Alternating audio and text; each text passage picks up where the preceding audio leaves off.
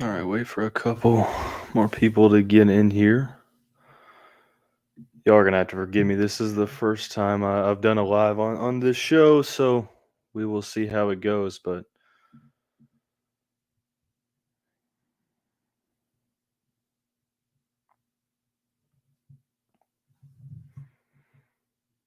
go ahead and tweet it out real quick, and we'll start a little bit earlier.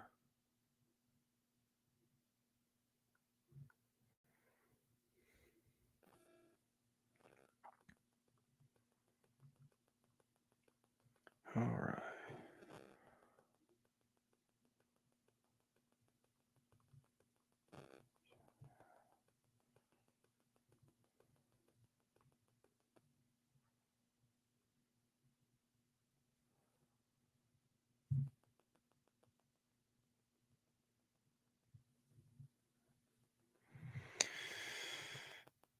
All right, let's get it going.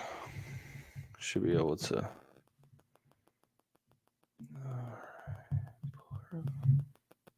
What's going on, y'all? Welcome. Appreciate y'all for tuning in. All right, let's get her started. I mean, what a game it was. Roller coaster of emotions. A lot to talk about, a lot to dissect. We'll do that on this live reactionary episode of the Locked On Louisville podcast. Stay tuned. You are Locked On Louisville, your daily podcast on the Louisville Cardinals. Part of the Locked On Podcast Network, your team every day. What's going on, Cardinals fans? I'm Dalton Pence, host of the Locked On Louisville podcast. This reactionary episode brought to you by PrizePicks. Go to prizepicks.com/lockedon. Use the code LOCKEDONCollege for a first deposit match up to $100. Daily fantasy sports made easy. As always, want to take this time to thank you all for making us your first listen of the day. Just a reminder, the Locked On Louisville podcast is free on all streaming services, 5 days a week, your team every day. Whew, man, a lot of emotions coming from this game. Louisville outlasting Virginia 31-24. Trap game avoided. The Cardinals seemingly couldn't get out of their own way, but ultimately was able to overcome the adversity at the end. So we'll talk about avoiding the trap game, and then we'll sort of dive into both sides of the football. Defensively, I felt like some solid individual plays were made, but overall the performance could have been better. Offensively, a lot of struggles, and we're going to talk about that as the episode goes along. Devin, appreciate the question. Tony, welcome in, man. Beginning off, yeah, I mean, it was incredibly frustrating to watch. It was one of those performances to where, look, I'll be honest, I didn't look at Virginia as much of a trap game as I did, let's say, a Pittsburgh. I truly don't understand why. I think maybe because the spread was a little bit larger. You felt like with the game at home, the Cardinals being really solid at home, you felt like Louisville was going to win this and probably win it pretty comfortably. It seemed like the team had turned a corner, learned from their mistakes, and you would then be able to move on to Miami. Unfortunately, overlooked it a little bit, at least on my part. Before we really break down this performance, I do want to take this time to extend our thoughts and prayers to Paris Jones. He was put on a stretcher and carted off the field at the end of the third quarter. Very, very extremely scary situation. He is now, according to the most recent updates, he is in the care of the University of Louisville Hospital. It doesn't seem like there are going to be many updates tonight, but we are hoping and praying for the best possible news for him. And our thoughts go out to the Virginia program, his family, his loved ones, and obviously Paris himself. So I do want to take the time to discuss that. It's definitely more than just football. But as it relates to the game, it felt like from the very beginning that this was going to be one of those performances to where if Louisville didn't handle business, it was going to get very interesting at the end. And unfortunately, interesting might be a little bit of an understatement. Louisville could just never truly get out of their own way, especially offensively. I mean, defense, it was more, on par from what we've seen the past couple games. They didn't allow a single point in the first half. It seemed like the defense was going to once again be able to possibly put a shut up or put a shut out on the board. But second half, credit to Virginia for making some plays. That receiving core for Virginia is nasty. Washington, Malik Washington had 9 for 155. He's an absolute baller. I mean, there's no other way around it. He is one of the best wide receivers in the country. And Louisville's defensive backs had a problem with him all night long, as has everyone. But unfortunately, like I said, as much credit is deserved for Virginia and for what they were able to do for making plays. Because look, at the end of the day, it's all about executing. It's all about making sure that, you get into the end zone, that you make the plays that you're supposed to make. Now, granted, I will say that having a player fumble and then the Virginia player immediately just being right there with nobody else around and then being able to run it in 50 yards for a touchdown, I mean, it's a fluke play. Let's be completely honest. But that fluke doesn't matter as much if you handle business early on. I mean, the first half was all about essentially, making mistakes and preventing yourself leaving points on the board. The play where Jawar Jordan was out of bounds when he caught the ball inside the red zone would have been a walk-in touchdown. The missed field goal from Brock Travelstead. Before that, the false start, which ended up leading to the snap holder not being able to corral the snap, and they lost points there. So at the end of the day, it was 14-14, but truthfully, Louisville should have been up by at least 20 points in the first half, and they weren't. And I remember thinking to myself, here we go. All it takes is one big momentum swing. Virginia went down the field, marched down the field in the second half, scored that touchdown. They intercepted Jack Plummer on the next play. Boom. It's 14-14. And all of a sudden, all that momentum is completely gone. Now, granted, Joker and the Thief is still yet to be played, so you can definitely get that momentum back. And thankfully, Louisville did. But there's still some things to be said about the Cardinals not playing well against arguably the two worst Power 5 teams on their schedule. Now, to be, pretty honest, a win is a win.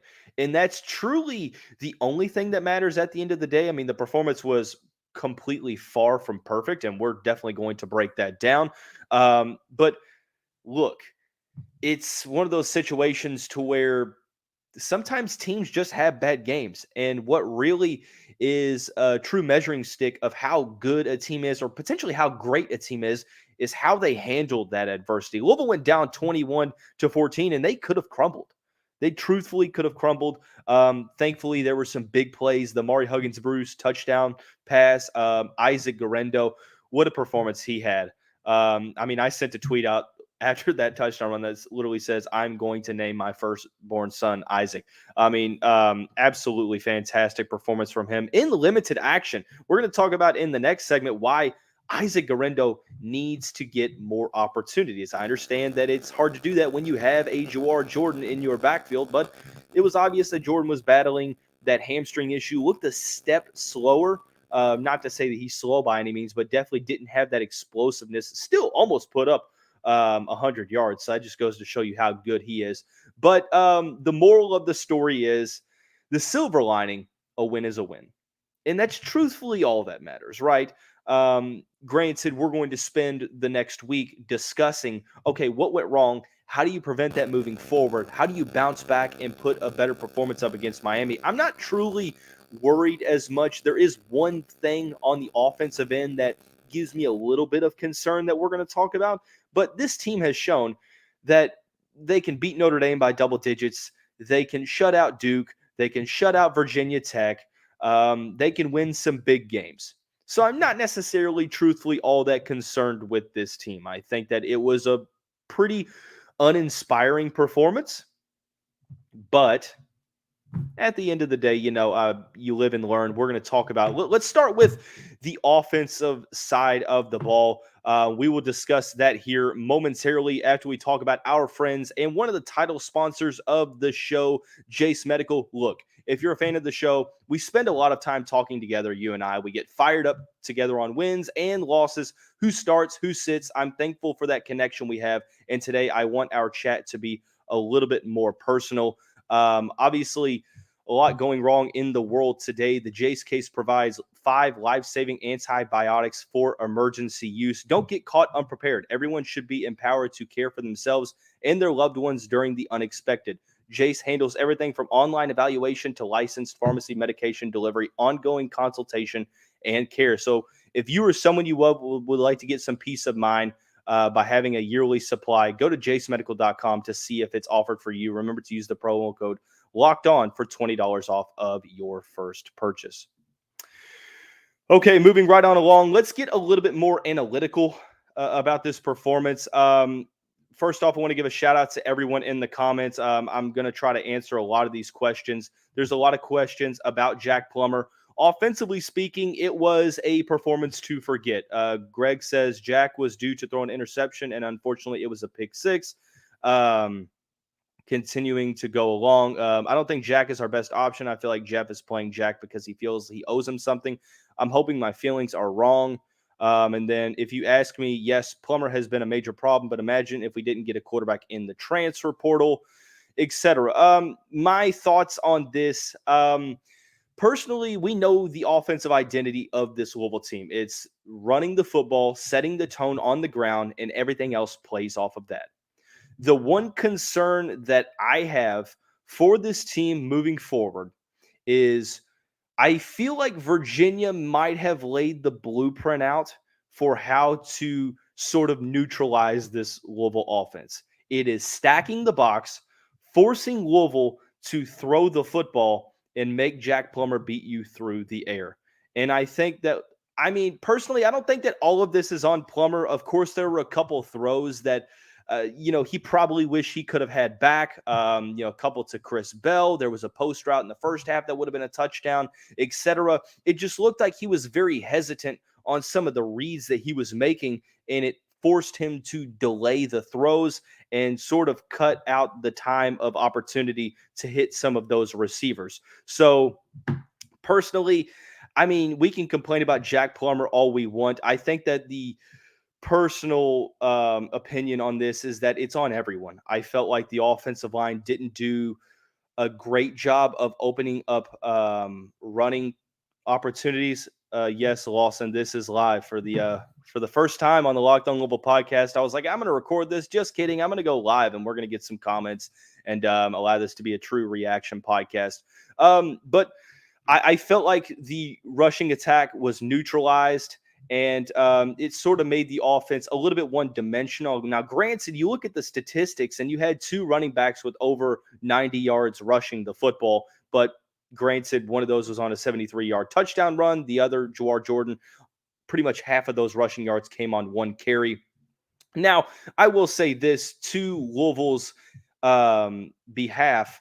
Personally, for me, Jawar Jordan not fully healthy definitely plays into this, because we saw he didn't have that same explosiveness that we're used to Jawar Jordan having. I feel like if you have a fully healthy Jawar Jordan, some of these plays to where he got tackled a little bit early could definitely potentially have been house calls. Now, great, this is all hypothetical, but you could tell that Jordan wasn't 100%, but shout out to him. Battling a hamstring issue can definitely be pretty tough to deal with. So credit to him for toughing it out over the past couple of weeks.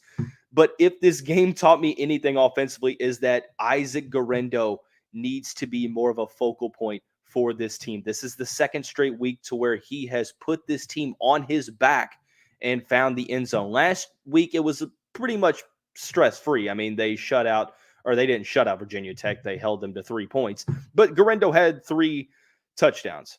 This week, it's a little bit more of stress, a lot more pressure, and you have one drive that essentially the goal is to go down and theoretically run the clock out and win the game. First play from scrimmage, Isaac Guerendo hits the hole. Shout out to the offensive line and shows his second level deceptive speed that he has.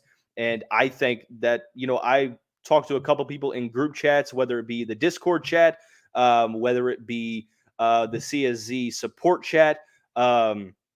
Ultimately, I think it was a unanimous thought that Isaac Guerendo needed to have more of an impact or more of an opportunity for this team. And I think that that's something moving forward that we should definitely look at in doing. Now, granted, I will say that it's a little bit tougher to do when you have a guy like Jawar Jordan. So it's one of those situations to where it's a win-win. But at this point, Guerendo was doing well with his limited amount of opportunities, and it is what it is. One thing that I'm looking for Louisville is the passing game has to be more reliable. I understand that Jeff Brohm's offensive scheme is one that makes you feel encouraged about the passing attack, despite this offense being so very run dominant, because great coaches adapt their schemes to their personnel. And Louisville has one of the best running back trios, not only in the ACC, but probably the country as well. So, simply put, the passing game, I feel like, has to be better. I think that goes without saying. Virginia kind of laid out the blueprint. Plummer, 19 of 28, 243 yards, 2 touchdowns to go along with 1 interception. That was the 1 turnover for the game for the Cardinals. A couple of costly penalties as well. First half, multiple holding calls that, look, some of these calls that I feel like I go back and rewatch them. I'm like, are we serious here? If we're going to call that, you could call that on almost every play, right? But I digress. It's me sort of putting things under a microscope. I also feel like I have to start listening to Louisville games on the ACC network or ESPN with the volume off, because maybe it's just me being paranoid, but I just feel like a lot of it is, I don't know. Maybe it's me being paranoid because I feel like there is a agenda against the Louisville Cardinals in the ACC, but I feel like the broadcast didn't necessarily help that. Simply put, passing game has to be better. We saw what happens when the rushing attack succeeds. You sort of get to go into autopilot mode in the passing attack. Simply don't turn the ball over, move the sticks, and likely you're going to win the game, right? We saw that against Duke. We saw that against Virginia Tech. We really saw that against Notre Dame as well. But Virginia was a different situation. Credit to the Cavaliers coaching staff for forcing Louisville, simply saying, okay, you run the ball well, we're going to stack the box, and we're going to force Jack Plummer to throw the football. Granted, I felt like for the most part, he did a decent job. Granted, I think if you ask Jack Plummer, he would tell you that he has to be better. There were some drops as well that have to be caught. I think Kevin Coleman had a drop. Jaden Thompson had a drop. So, yes, Jack Plummer has to be better. And I think for Louisville to be a true we talk about this college football playoff hopes, and I'll say this. I mean, to be in that conversation, now granted, there's no guarantee that you're even going to get to that point, but in the event that you do, your passing attack has to be better. It has to get better. Now granted, I think a lot of this feels like confidence-based issues, because when you watch Plummer throw, I think he's shown this season that these are throws he can make. We saw it against Boston College. We saw him make some solid throws, but some of these throws at this point in time in this game just weren't good enough. There were some drops. The offensive line at times didn't do the greatest job. The rushing attack made this a one-dimensional game. And when when your offense is made one-dimensional, I think that it messes up everything out of sync. But Louisville scored 31 points. 7 of those was on a blocked punt that ended up being caught by Jimmy Callaway.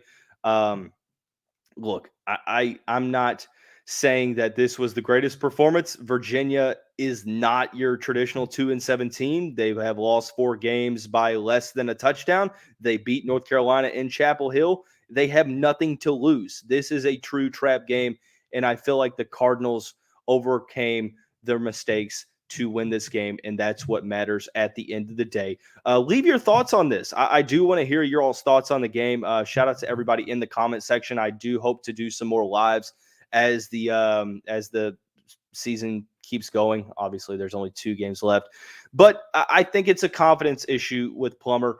Personally, I mean, I think he can make a lot of these throws, and we've seen it, but it's on him to be confident in those reads and to not second guess the reads and make the throws on time, because I feel like a lot of this is timing, because when you waste a little bit more time, you throw it a little bit too late, the defensive backs have the ability to sort of recover on the routes, and it just kind of messes with the sync. So, I mean, outside of the interception, call it a hot take, I don't feel like Plummer was horrible, but I don't feel like he was at the top of his game. And if Louisville wants to get to their ceiling and get to being a great team, he has to get to that top level of his game. So, like I said, offensively, we'll talk about what needs to happen moving along into the week. For the final segment of the show, we're going to discuss the defensive performance.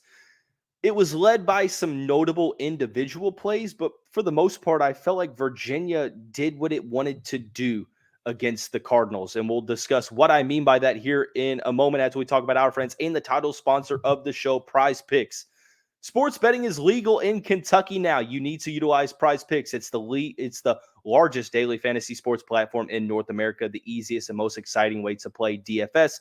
It's different from all other services. You pick more than or less than on 2 to 6 player stat projections and watch the winnings roll in.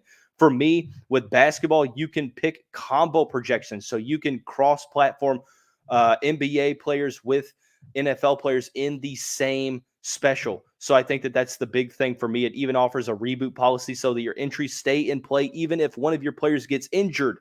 That is a game changer for me. Go to prizepicks.com/lockedoncollege. Use the code LockedOnCollege for a first deposit match up to $100. Once again, prizepicks.com/lockedoncollege using the code LockedOnCollege for a first deposit match up to $100. Hey, shout out to y'all again, man, for hopping in on this live. I know it's late on a Thursday. I'm really, really grateful for everyone that's kind of tuned in to this show this season. Drop some comments, man. I'm interested to see what you all have to say about the game. But defensively, I feel like I keep going back and forth with what I saw from the defense, because statistically speaking, here's the thing. They scored 24 points. 7 of those was on a pick six. The other 7 was on a fluke fumble recovery, ran into the end zone from 50 yards out. So 14 of the 24 points you're looking at, and you're like, I mean, if we're really going to be this critical of the Louisville defense, then what are we doing? I mean, that is true. But you look at the statistics in play, Virginia outgained the Cardinals. They had 434 total yards of offense, 314 through the air, 120 on the ground. And Louisville forcing a couple turnovers, for me, was the reason why it sort of makes up for it. The bend but don't break policy, or bend but don't break. I am all over the place. Bend but don't break. There were a lot of busted coverages for sure. And I think that some of that is due to Virginia having pretty low-key having one of the best receiving corps in the country. Like Malik Washington, there's a reason why he leads the country in receiving yards. He is an absolutely phenomenal player. They also have, what's the other guy's name? Malachi Fields had 4 for 85. And shout out to Anthony Calandria. He had 314 yards. He had the 1 interception, which, I mean, sure, it could have been his fault. He threw it into double coverage, but it wasn't a blatant interception. I do agree, Jackson, that I feel like Louisville probably would have lost this game had it not been for the turnovers that they caused. That's what makes this defense so good. They're one of the best teams in the country when it relates to causing turnovers. The Louisville pass rush, maybe not as potent as it was in weeks past, but they were still very, very solid. I believe they had, I didn't see the statistics on this. I think they had 4 sacks on the evening, if I'm not mistaken. But defensively speaking, I wish Louisville would have defended the run a little bit better when it comes to the quarterback scrambling. There were a ton of plays where Anthony Calandria, a true freshman who has sort of been on and off as the starting quarterback with Tony Muskett for the Cavaliers, has stepped in. He ran the ball all over the place. I think that he's going to be a pretty solid player. Now, whether he stays at Virginia or enters the portal, and there would probably be a long list of suitors because I think that there's a ton of potential there. Look, personally for me, and I guess you could say this is pretty cliche, 2-7 is misleading. That is not your ordinary 2-7 football team. Like I mentioned a little bit earlier, Virginia was they had lost 4 games by less than a touchdown each. Granted, and I do see that comment. Seems like when we're losing, Plummer loses confidence. But I will say, now granted, Amari Huggins-Bruce created that separation. Shout out to Plummer for getting him the ball. You still have to score the points. And what I will applaud was we've seen it all year. Outside of the Pittsburgh game, when Louisville has been hit in the face with adversity, they've responded. Let's go down the line. Georgia Tech, Indiana, going down the line, NC State, and now Virginia. When adversity has struck, boom, the Cardinals, it seems like they catch a second win. Now, I felt like the team pretty much was sleepwalking a little bit on offense early on. And like I said, it was your traditional trap game. So it is what it is. I do want to take the remainder of the show, a couple minutes, ask any questions that you have. We'll stay on for about another 4 to 5 minutes or so. Asking some questions or answering some questions, I should say. I want to hear your all's takes on the matter. Like I said, first, the Locked On Louisville live episode, reaction episode. Louisville, I will say, that much closer to the ACC championship if you paid attention to the show. With a win against Virginia, there are now 4 things that could happen for Louisville to clinch a spot in Charlotte in the first weekend of December. If Louisville wants to clinch this, if they want to clinch this week, North Carolina has to lose to Duke. If they are not going to clinch this week, there's going to be a situation to where if Georgia Tech wins both games, Louisville is ACC championship bound. If Virginia Tech and Boston College, if both of those teams lose one game, Louisville's in. If North Carolina loses any of the next 3 games, Louisville's in. So that's why this win is so huge when it comes to postseason implications, because if Louisville didn't win this game, they might be on the outside looking in. But now that they win, I'd say they're at over a 90% chance of making it to the ACC championship game. What's your predictions for Louisville FSU? FSU, in my opinion, would be the best team that the Cardinals have faced by far. I don't think that it is. I don't think that it has been that big of a discussion, but I worry about the size that Florida State has at wide receiver and the pass rush for Florida State. But I think if Louisville's able to establish the run, then they honestly can probably beat almost any team in the country. Does this hurt Louisville's playoff chances? Look, I'll be honest. I'm a firm believer that the Cardinals are on the outside looking in. Prerequisite, Louisville has to win out. That is a non-negotiable. They have to win the next 2 games against Miami and Kentucky. Then they have to beat Florida State, and it's probably better that Florida State goes into that game undefeated. But even then, you need a good amount of help because right now Louisville's at number 11. Now, there's going to be some teams that are going to lose. You hope that Georgia beats Ole Miss this week. You hope that Michigan beats Penn State this week. You would be probably wanting Oregon to have another loss. You need the teams ahead of the Cardinals to lose this to lose these games. So they're going to need, I think, a considerable amount of help. I don't think that the schedule is as bad as people say it is for the Cardinals, and the playoff committee sort of echoes those sentiments. But win out and then hope like hell you get some help from some other teams ahead of them. What do you think of the Miami matchup next week? Kind of worried because we've struggled on the road. Miami is the hardest team to understand. They have the talent to essentially beat almost any team in the country, but they consistently hold themselves back. Offensively speaking, They haven't been the greatest as of late. They have a ton of talent on defense, but they give up big yardage plays. Put it this way. If Louisville is able to be vintage Louisville, if you have some guys healthy, if you can get Jarvis Brownlee back potentially, there's a great opportunity, I think, for Louisville to win this game. I feel like Louisville's probably going to be favored by, probably 7. I'd say 7 points. I think a touchdown favorite's pretty reasonable in this situation. But I think we'll get a better understanding of Miami this week against Florida State. So that'll be all that. But I do want to thank you all for tuning in to this live stream reaction episode of the Locked On Louisville podcast. We cover your team 5 days a week. Now, granted, there might be double episodes on one day. I will tell you all that I'm going out of town, so the next episode will probably be either Sunday evening or Monday.